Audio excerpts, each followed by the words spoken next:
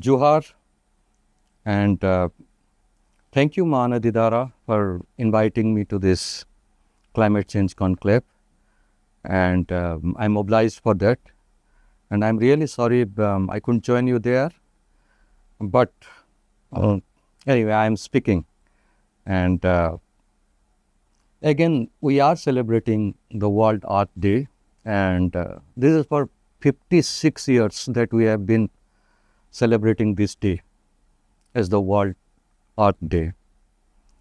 And 56 years, if you look at it, it's also considered as the biggest celebration day in the world.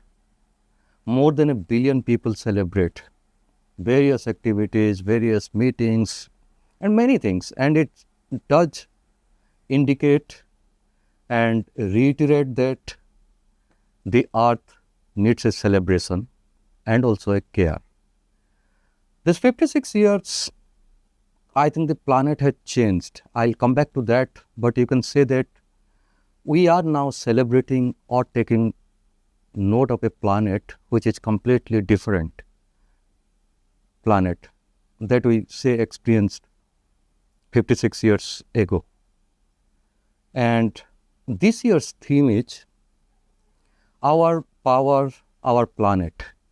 And this is for the first time us have been put into the theme. Why it has been? Because now we say that every single person, anybody, has a responsibility, and its activities, his or her activities counts to the planet. And that also shows the crisis the planet is going through. And by conducting this conclave itself, we all are contributing to generate awareness, also to take some, to activities or to commit ourselves so that our planet, the only livable planet or living planet that by far we know, continues to be livable. And by doing that also, we are taking a stock of the state of the planet. And I'll come to that. And particularly this town, Sonpur, that's my town, I belong to that place, and it's identified with Mahanadi. Mahanadi is not just a Dhara, but Mahanadi, you can say that she is a witness to this planet even before humans actually came into existence. Just to tell you that it's one of the oldest rivers in the planet. Mahanadi started flowing around 145 million years ago. That's, to put it in our measurement, 1450 lakhs years ago Mahanadi started flowing. And that's the point of time when actually the India broke from Antarctica and Australia. A part of Mahanadi is still in Antarctica, and scientists are actually studying the Mahanadi that passes through Sonpur. Has one part of it is already in a frozen state in Antarctica, and scientists are actually studying that. So we are that old. This river is that old. And why I'm talking about this river is also, the river is witness to the planet that is altered, it's witness to many things that we have done to the planet, and how we have landed up in this situation that you need an urgent call of action to save the planet, and all of us have to join that. And coming back to Mahanadi, so if you look at it, before the Himalayas came up, and much before the dinosaurs went extinct, and much before the Ganga started flowing, Mahanadi had been flowing. And as we all know, rivers actually are the places where civilization grew up. took shape. So Mahanadi has also done that. And what has happened? Since Mahanadi started flowing, 3 billion species in the planet have gone extinct. And she is witness to all this time. And now she is witness to a new era. We speak in terms of Kali Yuga, Satya Yuga, there is a new Yuga or an era or an epoch. It's called the age of humans that scientists are actually going to declare very soon. It will be called a new epoch or a Yuga that will be called Anthropocene or age of humans. And why is that happening? Why a new epoch or a Yuga will be named after humans? Why we need a actually new Yuga or an epoch? And we will be the first people, actually living people, who will have a new epoch or an age named after us. That's Anthropocene or the age of the humans.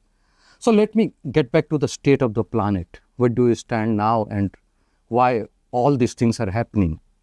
And that Mahanadi is a witness to that. And we are the generation, the first generation that is being told about the planet in past tense. Everything is told to us now in past tense. That time, that era, and everything is past tense. It seems as if we are not in a continuous tense. We are not in a present continuous tense because the planet has altered. We have altered it so much. It's not recognizable at all. We might be living here, we are carrying on with our lives, and we might not be feeling, but we are living in a planet that we have altered completely. So the first one that we're currently undergoing, as you speak now, is called the mass extinction, and this is the 6th one. Mass extinction means large number of species in the planet are going extinct. And remember, as I told you, this is considered to be the 6th one. The planet has experienced 5 in the past, but there is a difference. The last 5 extinctions were all natural, caused by volcanic eruptions or the asteroid hitting us. All those were natural regions because extinction does take place in the planet. And as I said already, 5 have taken place, wiping out nearly 99% of the species ever inhabited the planet. We are just 0.1% currently. And the 6th one is happening, and around 10 lakh species are going to be extinct. And before we actually discover a species here, they have already gone extinct. That's the kind of state. And this 6th one is different because it's caused not by natural things, but by one living species. Of the some 8 lakh to 9 lakh species currently living, one of them, and that species is humans, we. And it's caused. That's why it's also said that the 6th mass extinction is a very unnatural extinction. It's caused by a living species, and that's humans or we. And the extinction is taking place, and this human impact is so much on this planet that the planet has completely altered. If you go back to 56 years ago, the planet was different in various parameters. And humans just took hardly 125 years, that's starting from the Industrial Revolution period. They completely altered the planet. Its head, tail, everything, the living organism, which is the planet, has been altered.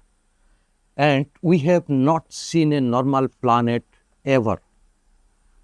Those who are below the age of 56, like me, might have not seen a normal planet ever. You have not experienced a normal temperature, that is called normal temperature for the planet.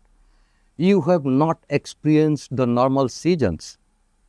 We might be studying in the textbook about the 6 seasons. We might be, studying about the normal temperature, the normal weather, the normal climate, but it's not. So we belong to that generations, and the planet has altered that much. And remember, when climate changes, everything changes. We are all about climate. Our existence is critically, centrally linked to the state of the climate. And if the climate changes, everything changes. And those changes might not be good, as we know. Now, what we inherit now, if you look at it, a half-filled environment. Half-filled environment means we have much less per capita forest and wildlife than, say, our last generations. We have much less. Very fewer animals, less forest, less dense forest. Forest degradation is very fast, so we don't have that. And we are living with a planet which is less water also. Recently, the United Nations warned, saying that we are undergoing through a situation called water bankruptcy. Bankruptcy, we all very familiar with this word, usually in the economic terms.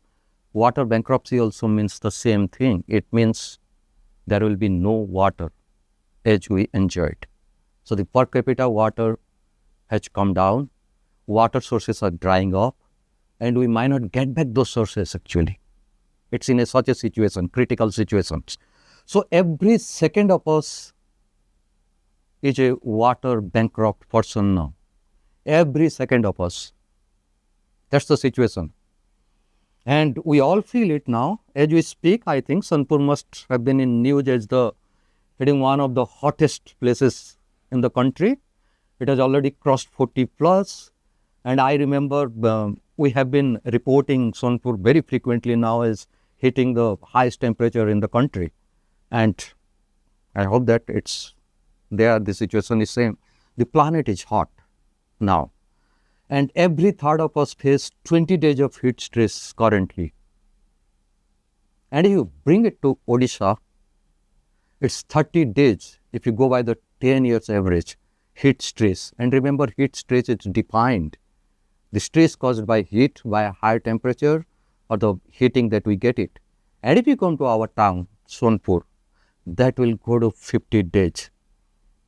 Just do your math, and we all Sonpurias will feel that how many hot days we are experiencing, and the stress comes by that. So that's the warming planet is doing to us. Now, to all these things that are happening in the planet, we don't have a precedent to this current situation in our human lived history. And what is the history of human existence? If you look at the planet, is 4.5 billion years old. For the first nearly 800 million years, the planet was dead. And after that, life started taking shape. But humans are hardly 3 lakhs year old. Like us, the Homo sapiens, you, me, and all the humans now living.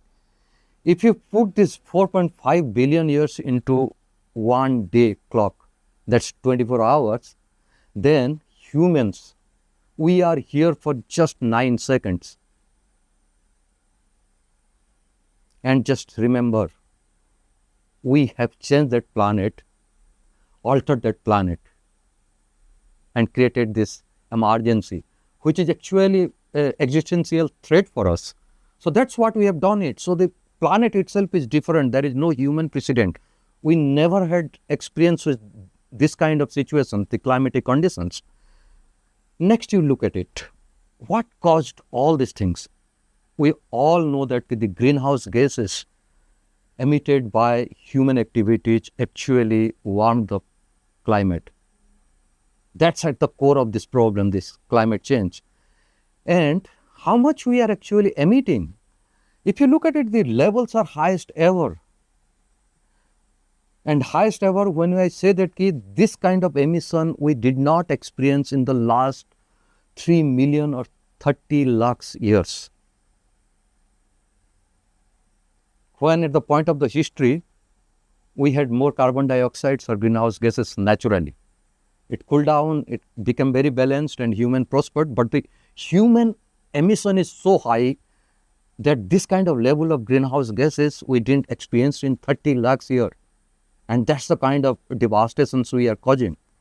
And come to the carbon dioxide, the main culprit that we all identify with, the rate of increase in 60 years is 100 times faster than at the end of the Ice Age.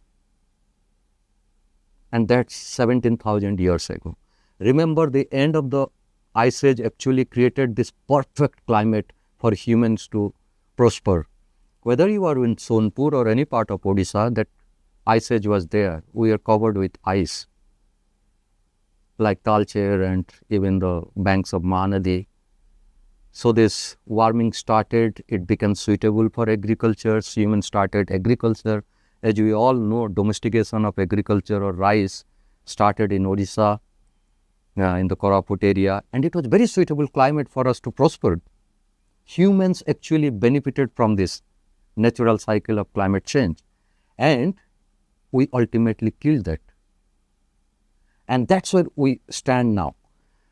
And how it is happening, if you look at it, the decade of 2015 to 2025, we had the 11 years, the hottest 11 years on record. And 2026 will very much will be again one of the hottest year.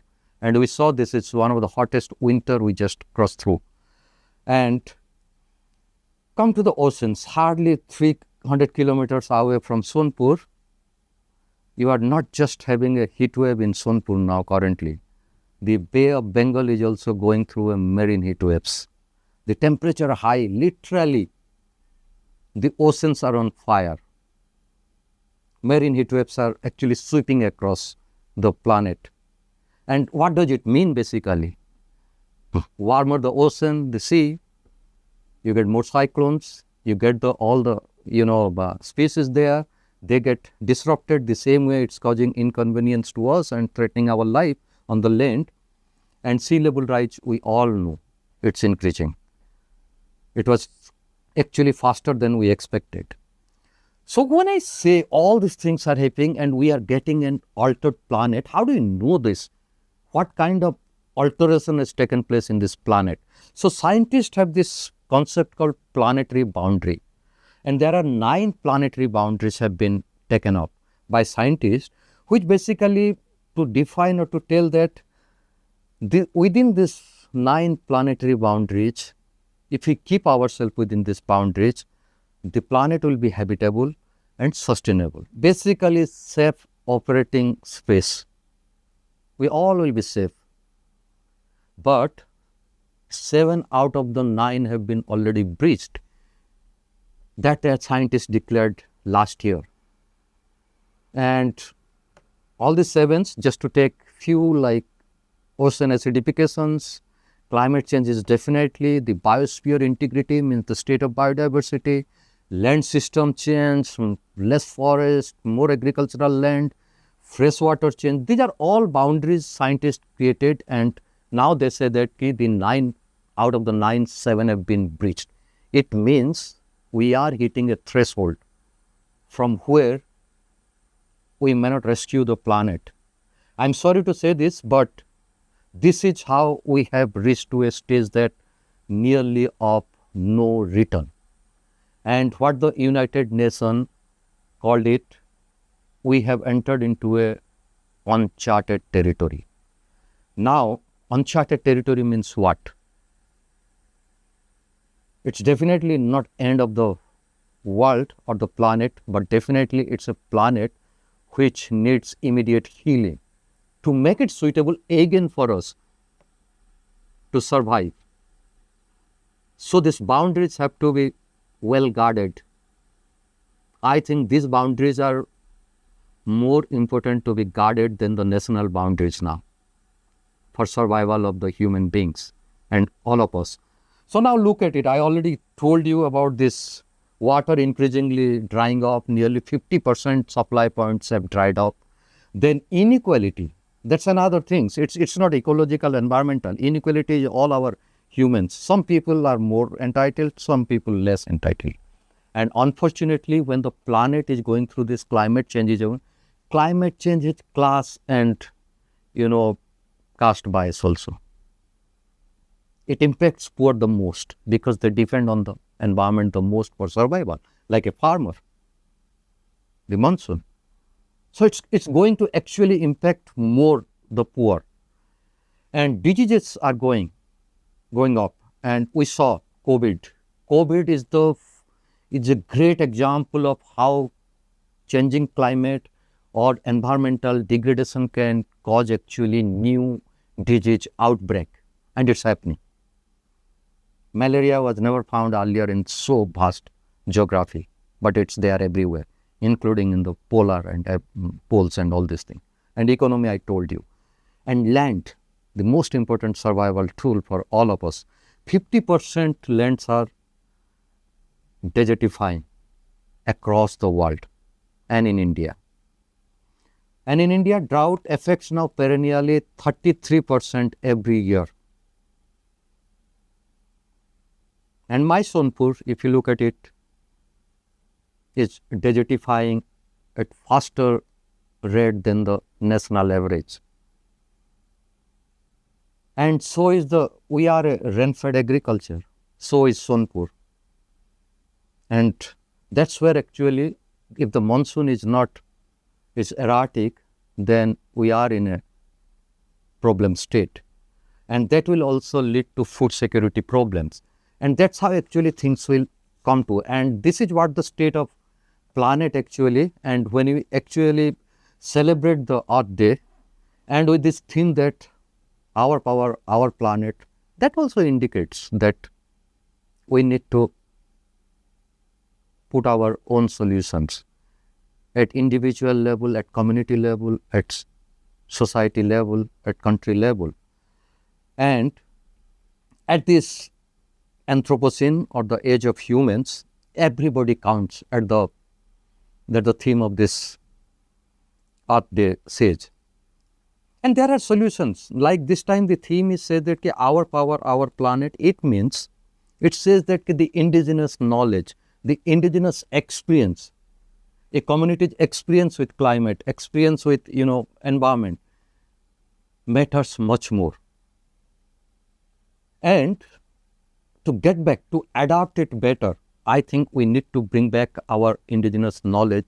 And that's why this global call for actually reviving and living very planet-wise. Because at the ancient time, since ancient time, we have been living in a very climate-sensitive manner. Like, for example, the water scarcity, where you all are sitting just beside that, you have this Bisagar Banda. That's actually a sign of indigenous knowledge of fighting water crisis. A town, Sonpur, which is surrounded 3 directions by 2 major rivers, including Mahanadi and Telnadi, had actually water crisis. But what our indigenous or the wisdom said this, they actually built tanks and ponds. Bisagar Band is one. And if you look at it, it's also in the downstream, you have Kata and Munda, just to harvest the rainwater and to do that. And currently, to fight climate change impacts, that's the global way of bringing things. How to adapt scarcity of water, how to adapt to when the monsoon becomes erratic. This traditional knowledge of water harvesting has to be brought in. And it's more relevant now than this. And Sonpur did it. I think we call Sonpur a city of temple. Actually, Sonpur has more water harvesting structures than temples, and that should be celebrated. And it has a great heritage and history of fighting water scarcity despite having two big rivers beside that. And in the changed climate, we are going to face it more. So that knowledge need to be brought in. At the same time, if you look at it, Sonpur is also one of the most climate vulnerable districts in the country. Already for 15 years, there is a national program, NICRA, it's called NICRA, where the actually climate vulnerable districts are being prepared to fight climate change impacts, and Sonpur is one of them. And within Odisha, Sonpur is definitely, it's in the index, it's the most vulnerable. It's not due to the sea level rise or anything, but it's drying up. But again, Sonpur has that great heritage, indigenous knowledge to bring back. Look at the kind of 200 kind of rice cultivations that this region had it. The water harvesting structures, the ingenuity of the communities who actually fought more droughts than I think any district in the country. We survived 3 to 4 famines successfully, rather helped others applying this indigenous knowledge. So keeping in mind this Earth Day's motto and the theme, our power must be deployed to save or to help the planet adapt to climate change better. And that's all about this day's message, and we can do that. Thank you very much. Thank you for having me.